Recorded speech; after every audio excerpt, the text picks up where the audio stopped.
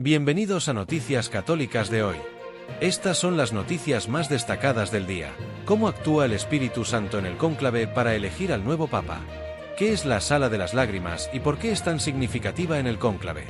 La transformación del colegio cardenalicio bajo el pontificado del Papa Francisco.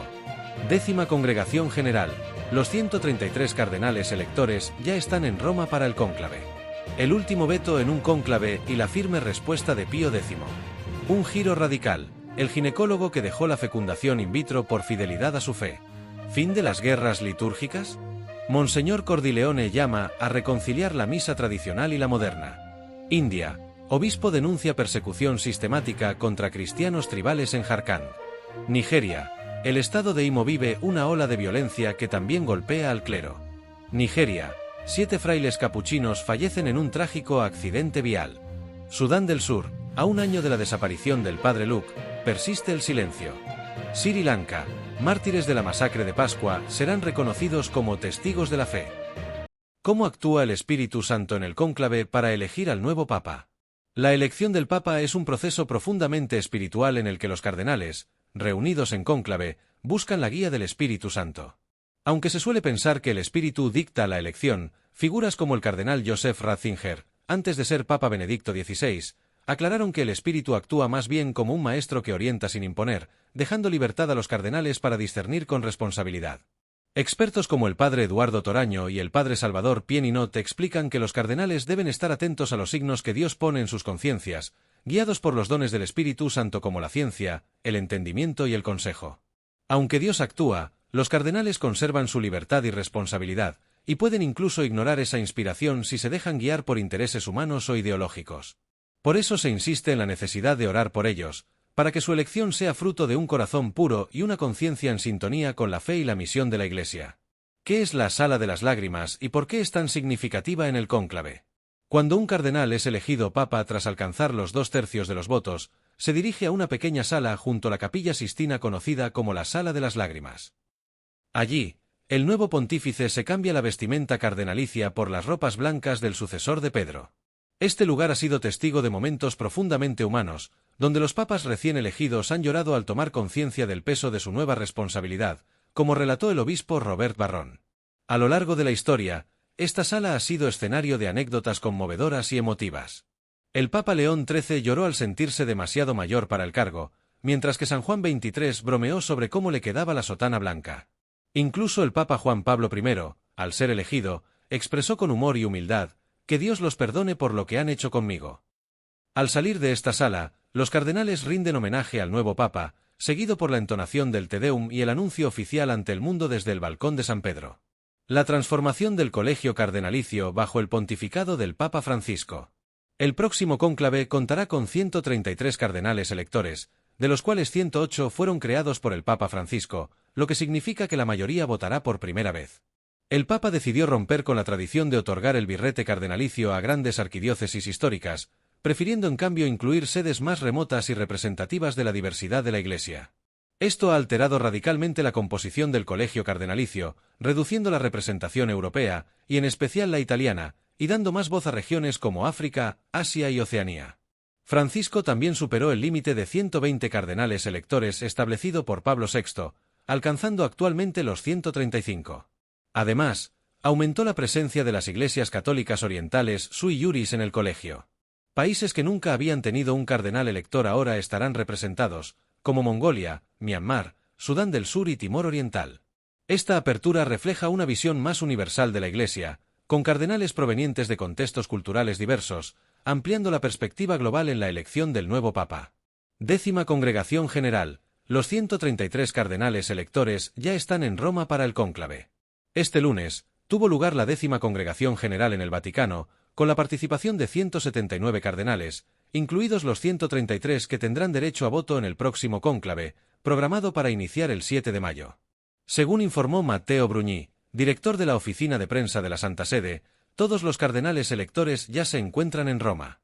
Durante la sesión, el cardenal Giovanni Battista Re, decano del Colegio Cardenalicio, explicó que el cardenal camarlengo Kevin Farrell sorteó el pasado sábado la asignación de habitaciones para los cardenales, quienes se alojarán en la Casa Santa Marta y la antigua Santa Marta.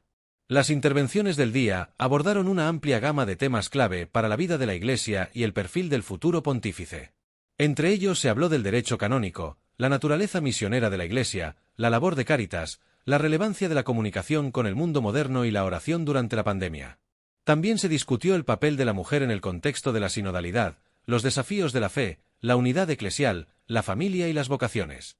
Se hizo especial énfasis en la necesidad de un papa cercano al pueblo, que sea puente de comunión en un mundo dividido. Las obras en la Capilla Sistina y en los alojamientos están casi concluidas, y se ha garantizado la privacidad del proceso con medidas de seguridad reforzadas. El último veto en un cónclave y la firme respuesta de Pío X. En el cónclave de 1903, el cardenal Mariano Rampolla del Tíndaro era el claro favorito para suceder a León XIII. Sin embargo, su candidatura fue abruptamente bloqueada por el cardenal Jan Pucina de Cracovia, en nombre del emperador Francisco José de Austria, invocando el derecho de veto, o jus exclusivae. Este privilegio, nunca oficialmente reconocido por la Iglesia, había sido tolerado durante siglos por las grandes monarquías católicas. La intervención causó gran indignación entre los cardenales, quienes finalmente eligieron al patriarca de Venecia, Giuseppe Sarto, quien adoptó el nombre de Pío X. Una vez en el trono pontificio, Pío X abolió de forma tajante el derecho de veto mediante la Constitución Apostólica con Missum Nobis, publicada en 1904. Este documento estableció sanciones de excomunión para cualquier intento de influencia externa en la elección papal, asegurando así la plena libertad del cónclave. La elección de Sarto marcó el fin de una era de injerencias políticas y dio paso a una nueva etapa en la que se blindó el proceso electoral del Papa. Aquel cónclave, celebrado en condiciones logísticas muy distintas a las actuales, reveló las tensiones políticas de la época y la necesidad de reformas que garantizaran la autonomía de la Iglesia frente a los poderes seculares. Un giro radical, el ginecólogo que dejó la fecundación in vitro por fidelidad a su fe. El doctor Christopher Stroud, ginecólogo católico en Indiana, vivió una transformación profunda tras una confesión en la que fue reprendido por recomendar anticonceptivos y fecundación in vitro. Aquella experiencia cambió el rumbo de su vida y de su carrera médica. Desde 2012 dirige una clínica de fertilidad basada en la naprotechnology, un enfoque médico que respeta los principios éticos católicos, al tratar las causas de la infertilidad sin recurrir a la manipulación de embriones. La naprotechnology, desarrollada por el Instituto San Pablo VI en Nebraska, ofrece un modelo personalizado que trata la infertilidad como un síntoma de otros problemas médicos. A diferencia de la FIV, evita la destrucción de embriones y promueve el entendimiento de la fertilidad como un don, no un derecho. Stroud insiste en que los hijos concebidos por FIV son igualmente hijos de Dios, pero subraya la importancia de ofrecer alternativas éticas que respeten la dignidad humana. La demanda por este tipo de medicina ha crecido enormemente, con listas de espera de hasta 6 meses, reflejando el impacto positivo de una visión médica alineada con la fe. ¿Fin de las guerras litúrgicas? Monseñor Cordileone llama a reconciliar la misa tradicional y la moderna. Monseñor Salvatore Cordileone ha lanzado una profunda reflexión sobre el estado actual de la liturgia en la Iglesia Católica, destacando que muchos jóvenes católicos devotos se sienten asombrados y hasta traicionados al descubrir tardíamente la riqueza de la tradición litúrgica de la Iglesia. Recuerdan con dolor cómo fueron privados de su derecho de nacimiento católico, al haber crecido con formas litúrgicas modernas que, según ellos, carecen del sentido de lo sagrado. Cordileone rememora los tiempos posteriores al Concilio Vaticano II, cuando la confusión litúrgica, la pérdida del sentido de lo sagrado y el descenso de las vocaciones religiosas golpearon duramente a la Iglesia, fenómeno que, afirma, aún repercute en la desafección de millones de fieles. Tras una aparente paz litúrgica propiciada por Summorum Pontificum de Benedicto XVI, el regreso de restricciones contra Traditionis Custodes ha reavivado lo que muchos llaman las guerras litúrgicas. Para Cordileone, el camino no debe ser imponer reglas desde arriba, sino propiciar un proceso orgánico de reconciliación entre la misa tradicional y la reformada, como ya se está viendo en algunas parroquias. Con este fin, ha convocado la cumbre litúrgica Fons et Culmen, a celebrarse del 1 al 4 de julio en California, con participación de destacados cardenales como Sarah O'Malley y Ranjit. Enfatiza que solo el tiempo y la experiencia vivida de los fieles dirán qué elementos de cada forma litúrgica perdurarán, pero pide confiar en la tradición, la cual, dice, no es nostalgia, sino una guía segura hacia la comunión, la belleza y la verdadera adoración. India. Obispo denuncia persecución sistemática contra cristianos tribales en Jharkhand. En el estado oriental de Jharkhand, en la India, el obispo Teodore Mascarenas, de la diócesis de Daltongang, ha denunciado una campaña sistemática de hostigamiento por parte de grupos antisociales respaldados, según él, por partidos políticos. En su más reciente declaración, citó el caso de 6 familias cristianas que tuvieron que huir de su aldea en Latear tras negarse a contribuir económicamente a un festival hindú, siendo amenazadas y agredidas por ello. Estos cristianos se habían convertido hace 15 años tras experimentar curaciones mediante la oración. Además, otras 9 familias en el distrito de Kodarma fueron objeto de boicot social por seguir practicando su fe. Esta exclusión, basada en normas tribales consuetudinarias, implica cortar el acceso a agua, comida y medios de subsistencia, forzando a los conversos a regresar a las creencias tradicionales hindúes. A pesar de que las conversiones fueron voluntarias, las autoridades locales han iniciado investigaciones para verificar las circunstancias. En este contexto, la ley anticonversión vigente desde 2017 impone penas severas por conversiones consideradas forzadas, en un clima donde los misioneros cristianos son acusados de alterar la cultura tribal. Jharkhand alberga a 1,4 millones de cristianos, la mayoría pertenecientes a pueblos indígenas. Nigeria. El estado de Imo vive una ola de violencia que también golpea al clero. La inseguridad en el estado nigeriano de Imo ha alcanzado niveles alarmantes, afectando no solo a la población general, sino también a sacerdotes y religiosos. Durante una rueda de prensa en la catedral de Owerri, el padre Anthony Njoku denunció secuestros con fines extorsivos, tráfico de órganos y ocupaciones violentas de tierras como parte del día a día. Entre 2015 y 2025, más de 50 sacerdotes y religiosos han sido secuestrados en las diócesis locales, siendo la más afectada la de Okigwe. Casos como el del padre Ciriacus Onunkwo, asesinado tras ser secuestrado en 2017, y el del padre Tobías Okonkwo, abatido en 2024, evidencian la gravedad del problema. El padre Njoku señaló que los ataques, atribuidos en gran parte a grupos armados identificados como pastores fulani, se han vuelto cada vez más crueles. La Iglesia ha instado al gobierno nigeriano a tomar medidas urgentes ante la parálisis de las fuerzas de seguridad, que parecen incapaces de contener la violencia.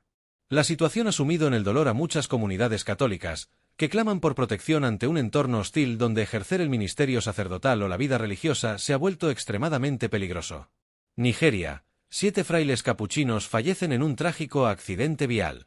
La Orden de los Hermanos Menores Capuchinos en Nigeria ha confirmado la trágica muerte de 7 de sus miembros en un accidente de tráfico ocurrido el 3 de mayo de 2025. El grupo de 13 frailes viajaba desde Enugu hacia Cross River cuando el vehículo en el que se desplazaban sufrió un siniestro fatal. El hermano John Kennedy Anjambu, custodio de la orden, comunicó que 6 religiosos sobrevivieron con heridas de diversa gravedad y están recibiendo atención médica en Enugu.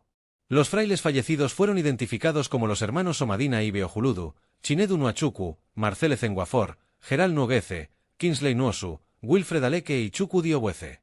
Todos pertenecían a la custodia de San Francisco y Santa Clara. La comunidad capuchina, profundamente conmovida, se encuentra de luto por esta dolorosa pérdida que deja una huella en la vida religiosa del país. Sudán del Sur. A un año de la desaparición del padre Luke, persiste el silencio. Se ha cumplido un año desde la desaparición del padre Luke Yuge y su conductor, Michael Gbeko, en Sudán del Sur, sin que hasta ahora se tenga noticia alguna sobre su paradero. Ambos desaparecieron el 27 de abril de 2024 mientras se desplazaban entre los condados de Najero y Tambura, en el estado de Ecuatoria Occidental. El obispo de Tambura Yambio, Monseñor Eduardo Iboro Kusela, ha calificado el silencio en torno al caso como una herida abierta para la comunidad eclesial y social. El prelado ha renovado su llamado a las autoridades nacionales y a la comunidad internacional para intensificar los esfuerzos de búsqueda y aclarar lo sucedido. Aunque el año pasado se celebró una oración fúnebre, este 2025 no se realizaron actos públicos debido al luto por el fallecimiento del Papa Francisco. Se sospecha que la desaparición de ambos esté relacionada con los continuos episodios de violencia intercomunal que afectan a esta región sursudanesa, marcada por enfrentamientos y secuestros. Sri Lanka. Mártires de la masacre de Pascua serán reconocidos como testigos de la fe. La Iglesia Católica de Sri Lanka ha anunciado que los 167 fieles asesinados en los atentados del domingo de Pascua de 2019 serán incluidos en el catálogo de los testigos de la fe del siglo XXI, elaborado por el Dicasterio para las Causas de los Santos. Así lo comunicó el cardenal Malcolm Ranjit, arzobispo de Colombo, durante una vigilia celebrada en la iglesia de San Antonio, uno de los templos atacados. Esta inclusión reconoce el martirio de estas víctimas como resultado del odio hacia la fe cristiana, bajo el criterio del odium fidei. Junto a los católicos fallecidos, también se recordó a 7 víctimas de otras confesiones. La Iglesia ha reiterado su exigencia de justicia y ha pedido que se esclarezcan todas las responsabilidades, incluyendo posibles implicaciones de altos funcionarios del Estado. El nuevo presidente de Sri Lanka, Anura Kumara Dissanayake, ha expresado su compromiso de llevar adelante una investigación completa sobre estos trágicos hechos, que dejaron más de 260 muertos en total. Antes de despedirnos, te invitamos a dejarnos en los comentarios tu opinión sobre la noticia que más te impactó hoy. No olvides suscribirte a Noticias Católicas de hoy y activar la campana de notificaciones para estar siempre informado con un enfoque de fe. Nos vemos en el próximo noticiero. Dios te bendiga.